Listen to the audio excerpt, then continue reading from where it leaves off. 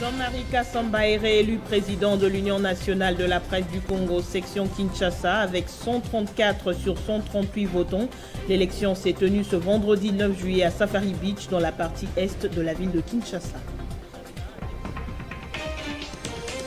Marie-Olive Lembe Kabila à Goma pour compatir avec les victimes du volcan Nyiragongo, celle qu'on appelle affectueusement Mama-Waro, a entrepris un projet de lutte contre la malnutrition, notamment dans les sites des sinistrés de l'Épée Kayembe à Mounigi. Une autre alternative pour lutter contre la troisième vague de Covid-19 en RDC. Le pays est placé dans une zone rouge depuis l'arrivée du variant Delta. La prise des produits locaux est envisagée puisque le vaccin AstraZeneca ne rassure pas. Le journal sur Télé 50, bienvenue. Jean-Marie Kasamba a été réélu président de l'UNPC section Kinshasa avec 134 sur 138 votants ce vendredi 8 juillet. Le président de l'Union nationale de la presse du Congo, ville de Kinshasa, était à la tête de la corporation jusqu'à la date de sa réélection. C'était à l'issue de l'élection organisée à Safari Beach, située à Kinshasa.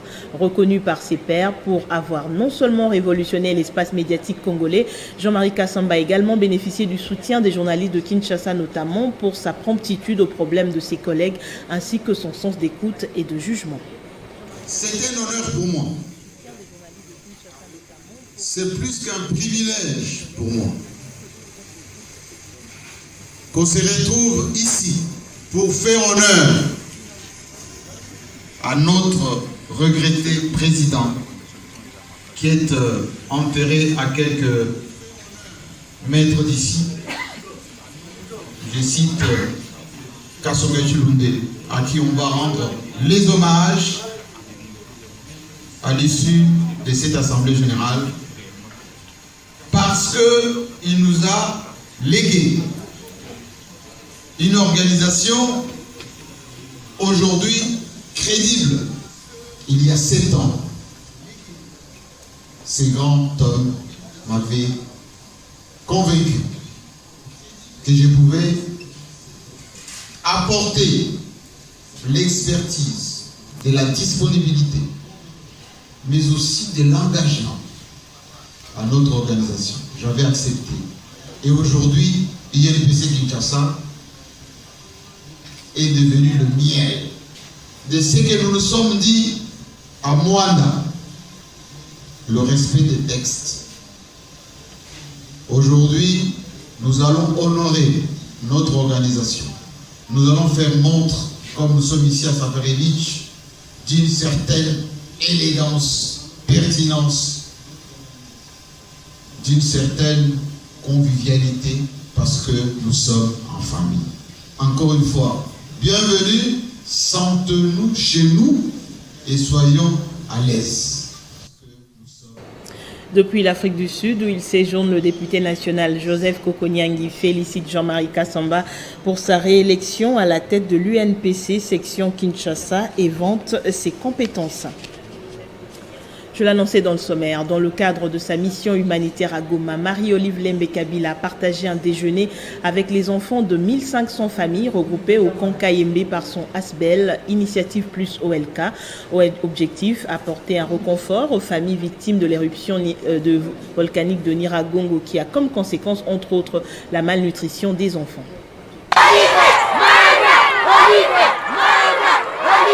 C'est une matinée aux allures de fête. Nous sommes au camp Kayembe, dans le territoire de Nyiragongo, où plus de 1500 familles ont été hébergées dans le projet Bouizinzoto, lancé par l'ASPEL Initiative Plus OLK depuis l'éruption volcanique de Nyiragongo dans le Nord Kivu. Pour ce jeudi, c'est l'épouse de Joseph Kabila qui foule le sol du camp dans le cadre de sa mission humanitaire à Goma.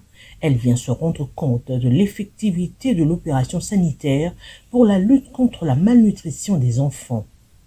À peine arrivée, elle prend les commandes de la cuisine aux côtés de ses collaboratrices de l'ASBEL pour s'adonner à cœur joie à la préparation de la bouillie et beignets qui constituent le déjeuner avant de les distribuer aux bénéficiaires. Prenant la parole, Olive Lembe Kabila remercie les autorités du pays pour l'attention accordée aux victimes et émet le souhait de voir la paix et la sécurité de retour sur l'ensemble du territoire national. Kutoa shukrani ku guvernema yetu, kwa president wetu, kwa watu wote wenyewe Wakongomani na pia wandugu duniani nzima wenyewe balijiunga pamoja nasi Wakongomani pamoja na sie watoto ya Goma, hasa hapa Kanyaruchinya, kuya kutupoleza na kutusaidia na namuna mbalimbali. Face à cette misère sans lueur d'espoir, la présence de celle qu'elles appellent affectueusement Mama Waro, entendez dame de cœur, crée une ambiance festive avec cette diversité culturelle.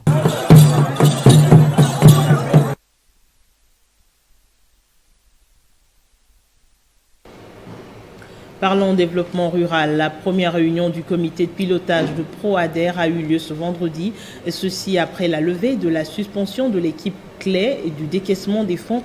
Ainsi, ce projet sera présenté aux membres du comité de pilotage pour sa validation. C'est grâce aux démarches menées par le ministre du Développement rural en collaboration avec son administration qui se tient finalement cette première réunion du comité de pilotage du ProAder dans les soucis de l'amélioration des conditions de vie des populations vivant en milieu rural. Ceci après la levée de suspension de décaissement des fonds du dit projet par la Banque africaine pour le développement. Écouter froidement les acteurs internes et externes impliqués dans la gestion du projet, en ce compris les syndicalistes. D'échanger avec l'administration du ministère du Développement rural, d'échanger avec la BAD, d'analyser la loi portant statut du personnel de carrière de service de l'État, ainsi que d'autres lois et règlements. Au terme de toutes ces étapes, en date du 22 mai 2021, j'ai pris la décision de lever les suspensions qui frappaient jusque-là les 3 experts d'unité de gestion de projet. Après cette première réunion, ce projet sera présenté aux membres du comité des pilotages pour sa validation. L'optimisme, c'est les maîtres mots au ministère du Développement rural pour voir la réalisation de ce projet. Le projet ProAder va présenter son PTBA, donc le plan de travail annuel budgétisé pour 2021. C'est bien qu'il doit les présenter, il doit les présenter devant les membres du comité de pilotage pour validation.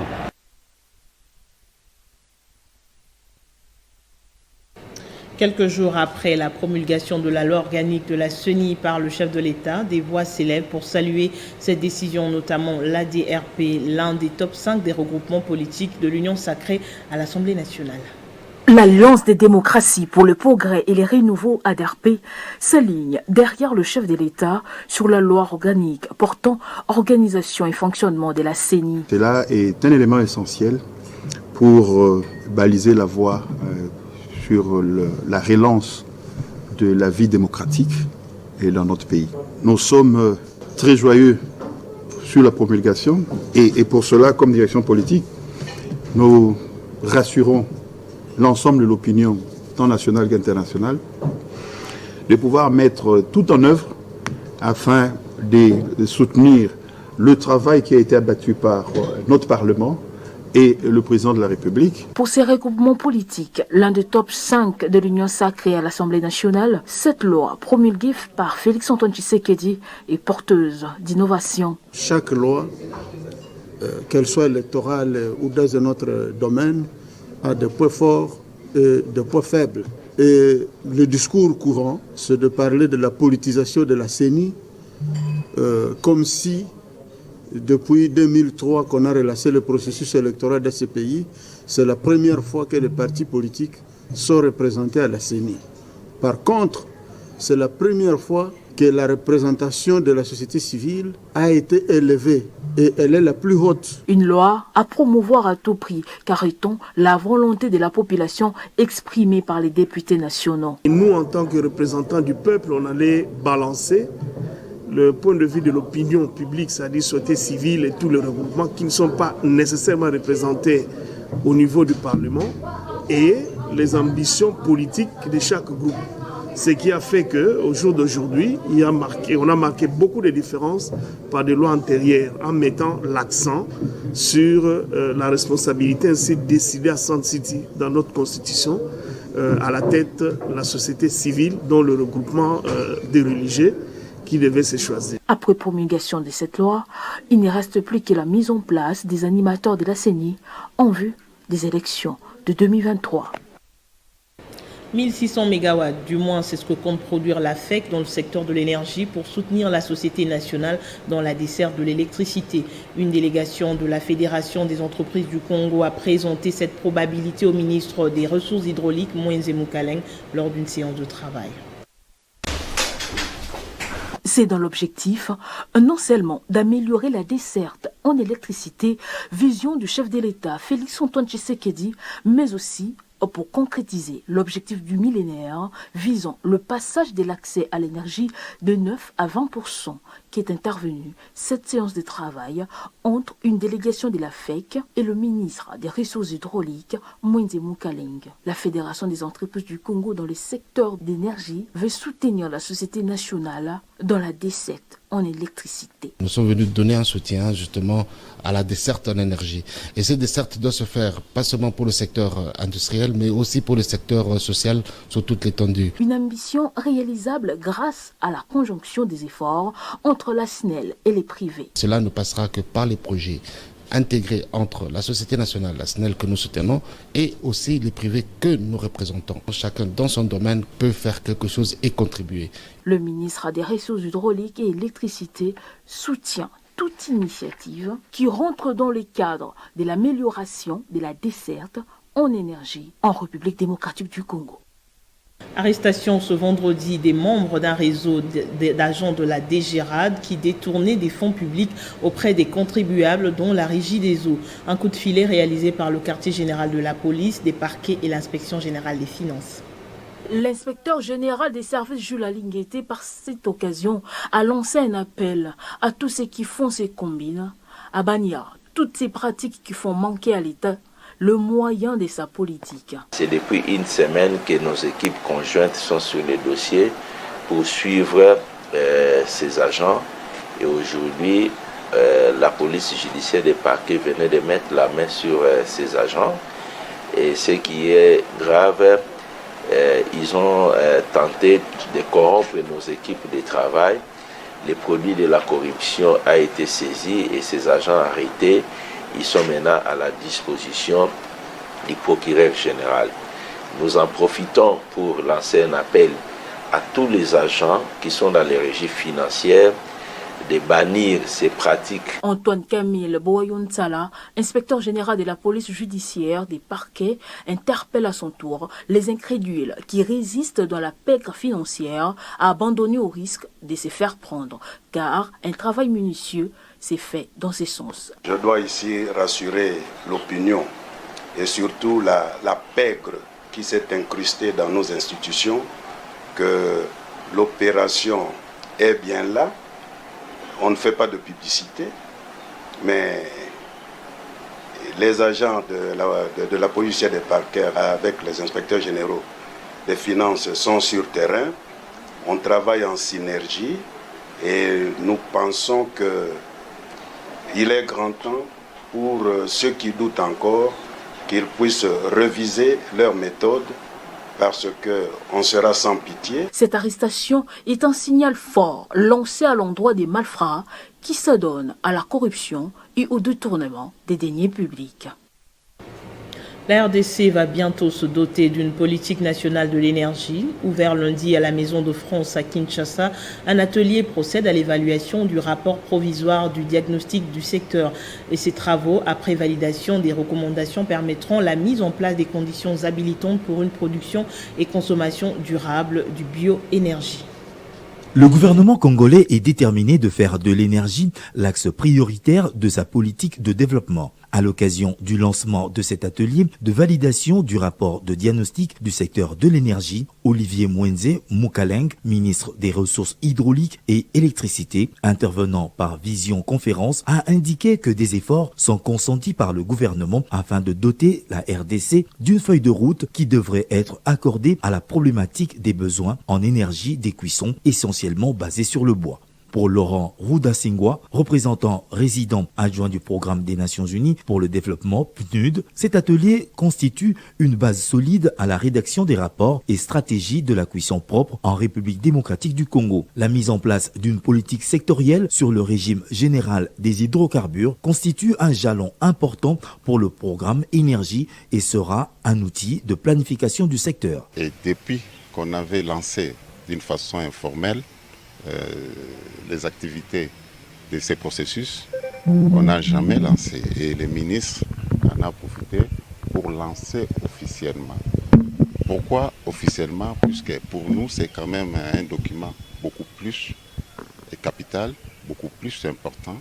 À l'issue des 10 travaux qui ont connu un report, se tiendra une session de restitution des 4 commissions qui se sont investies pour l'élaboration d'un cadre politique, légal et réglementaire pour répondre efficacement aux besoins croissants en énergie.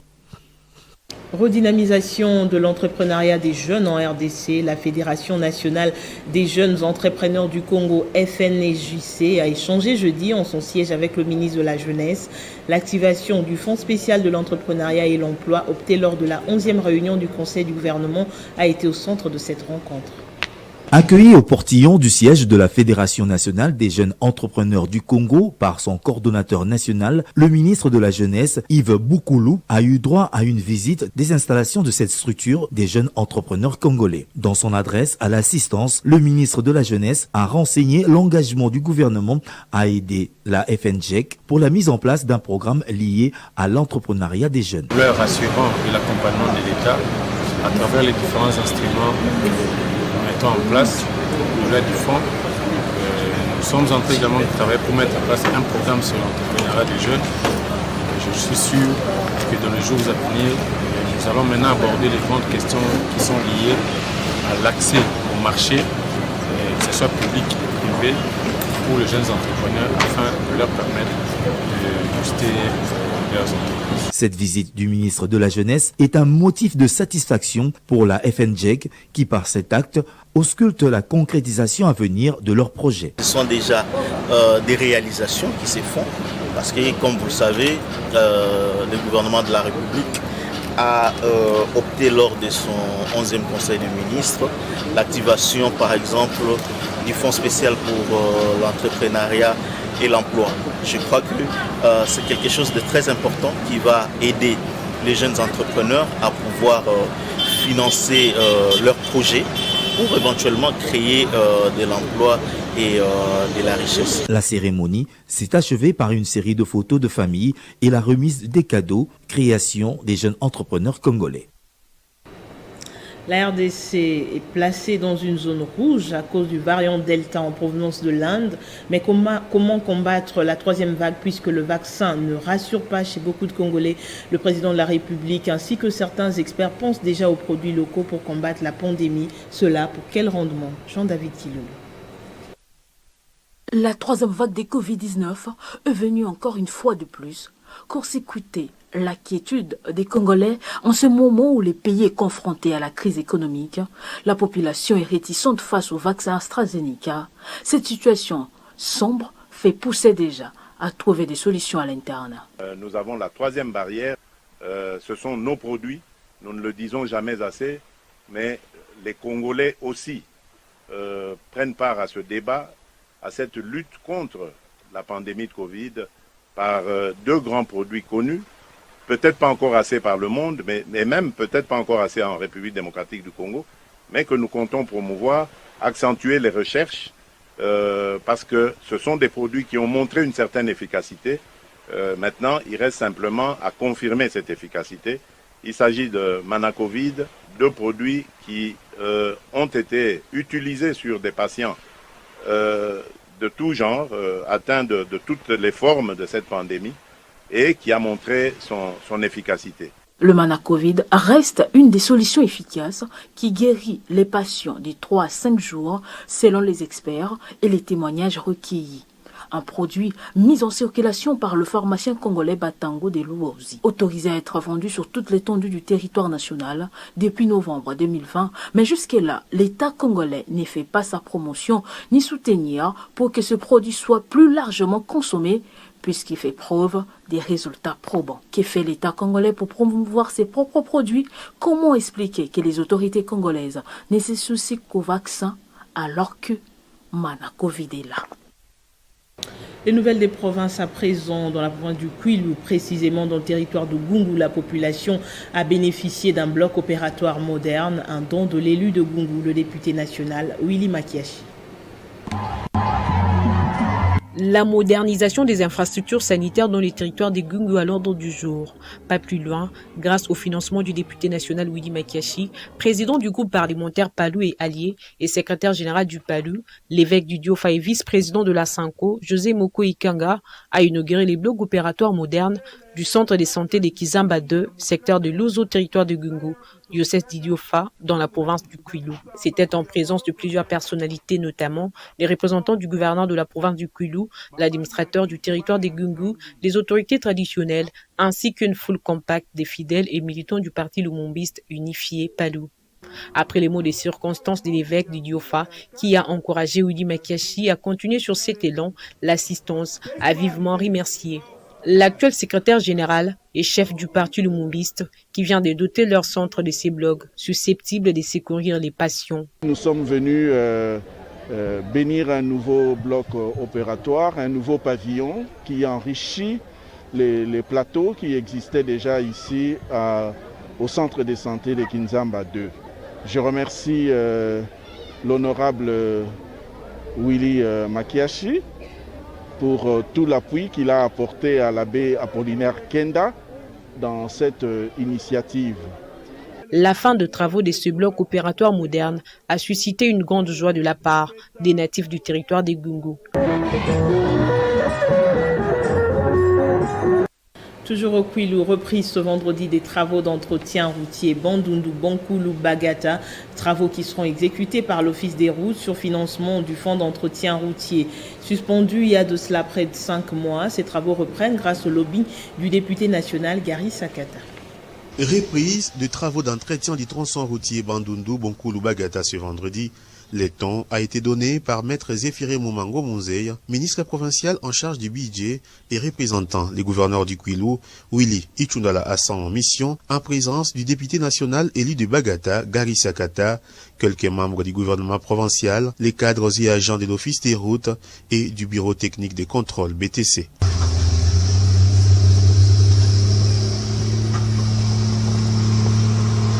Pour mémoire, démarré le 11 janvier 2021, les travaux d'entretien de ces tronçons routiers avaient été suspendus le 25 février, faute de financement. Toujours, grâce à l'appui du Fonds d'entretien routier, fourneur en sigle, ces travaux reprennent déjà grâce à la technicité de l'Office des routes et vont consister dans un premier temps à éliminer les points chauds, ensuite les reprofilages et rechargements des sections dégradées, sans oublier l'assainissement de la chaussée. Maître Moumango Mounzeï, gouverneur ad intérim, le député Gary Sakata et l'ingénieur Monsengo, directeur ad intérim de l'Office des routes Kwilu, glissent chacun quelques phrases. Ceux qui vont travailler prennent conscience et la population doit surveiller, parce qu'en fait là c'est comme nous disons le contrôle citoyen, la population doit s'impliquer dans le cadre de l'exécution de ces travaux.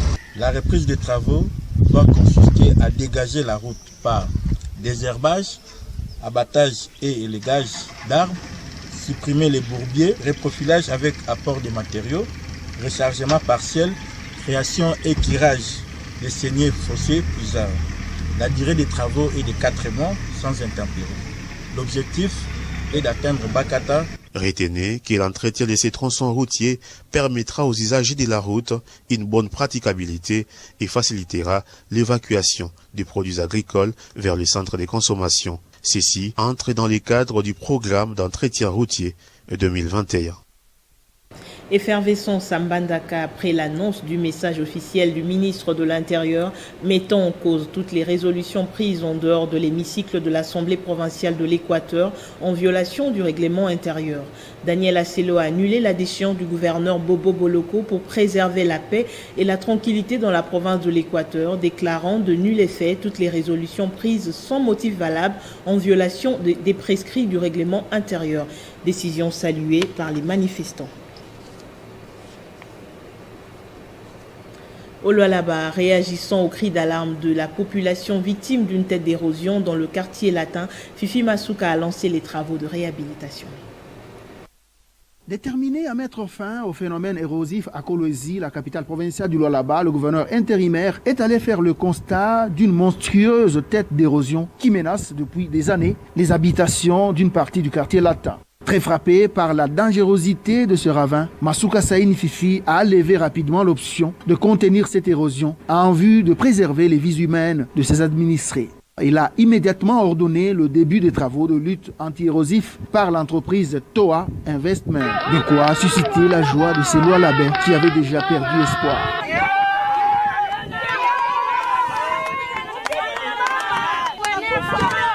La population de cette partie du chef-lieu de la province du Cobalt a vivement salué la détermination et la ferme volonté de l'autorité provinciale qui vient soulager leur souffrance après plusieurs sonnettes d'alarme lancées. Tel père, tel fils. C'est mala ya kwanza ya kuona Lualaba. Gouverneur anashuka na mumanjimu. Hapa tuko munjimu munene kwa erosion ya kulatin. Ye huyu anashuka na mule juu ya kuisha mateso ya Balualabe. Donge anafanana na shefu yake Fachi. Niku naonesha Balualabe. Fachi ye anaenda kukala kugoma juu ya kuisha mateso. Hivi na ye huyu anashuka munjimu juu ya kuisha mateso ya Balualabe na Bakolwezien. Donge miku na isa Balualabe wote kumugongo wa Fifi Masuka.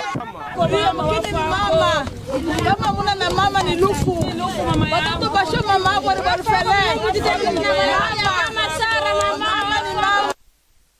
Toujours dans le Lualaba, la commune de Fungurume se métamorphose au quotidien. Christian Monkouto est déterminé à doter son entité des infrastructures modernes de qualité pour un développement à la base.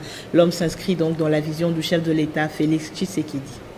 La commune de Fungurume représente actuellement un gigantesque chantier. Par endroits, il s'observe des réhabilitations de routes en terre battue. Christian Mokunto, bourgmestre de cette entité, est déterminé à doter à sa commune des bâtiments modernes et rénovés. En ce moment, Fungurume compte plusieurs chantiers en phase d'exécution. Il s'agit notamment de projets de construction du centre de santé moderne à Manomapia dans le quartier Moulimpandé, la construction de la place Mukunto dans le quartier Lukeka à proximité de la nationale numéro 39, l'érection de l'Institut technique agricole ITAF en sigle au quartier d'Ipeta et la construction du deuxième bâtiment administratif des services techniques et étatiques de l'État au quartier Moulimpandé dont les travaux sont visiblement finissants. De l'autre part, les travaux de parachèvement du bâtiment de service cadastral et titres immobiliers au quartier Lukeka évoluent à pas de géant. Ce jeudi 8 juillet 2021, le territorial aguerri Christian Mokunto s'est rendu au quartier Kalanguila, bloc Golf, pour poser la première pierre de construction du bureau de quartier et sous-siat de la police nationale congolaise. Il était accompagné de son adjoint, Madame Armandine Mukekwa. Le tout s'est passé sous l'assistance et les clameurs de la population.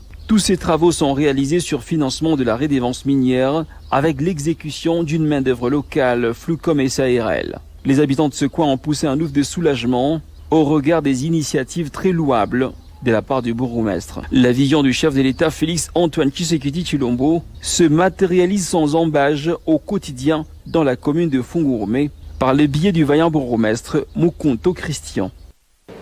Ce journal est terminé, madame, monsieur. Voici le rappel des titres. Jean-Marie Kassamba est réélu président de l'Union nationale de la presse du Congo, section Kinshasa, avec 134 sur 138 votants. L'élection s'est tenue ce vendredi 9 juillet à Safari Beach.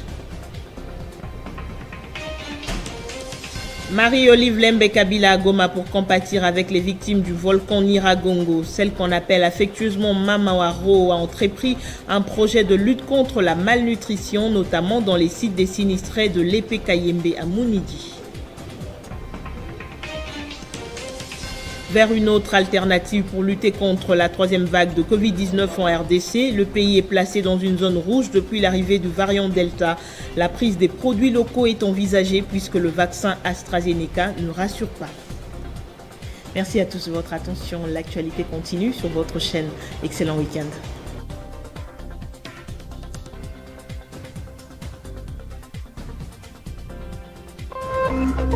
Téléchargez les infos Télé 50 sur www.tele50.cd.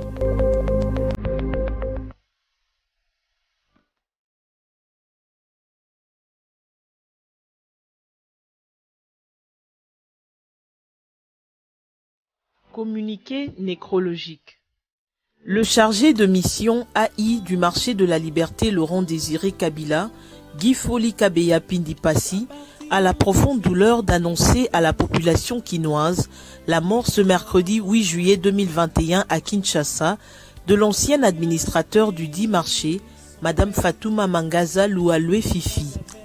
Au nom de l'ensemble du personnel du marché de la liberté, le chargé de mission AI présente ses condoléances les plus émues à la famille de l'illustre disparu. Le marché de la liberté gardera à jamais le souvenir d'une femme travailleuse et pleine d'humanité. En attendant le programme des obsèques qui sera communiqué par la voie des ondes, Guy Foli Kabeya Pindipassi invite tous les agents et vendeurs du marché de la liberté de garder une pensée pieuse en mémoire de l'illustre disparu. Que son âme repose en paix. Fête à Kinshasa le 8 juillet 2021, Guy Foli Kabeya Pindipassi, chargé de mission AI.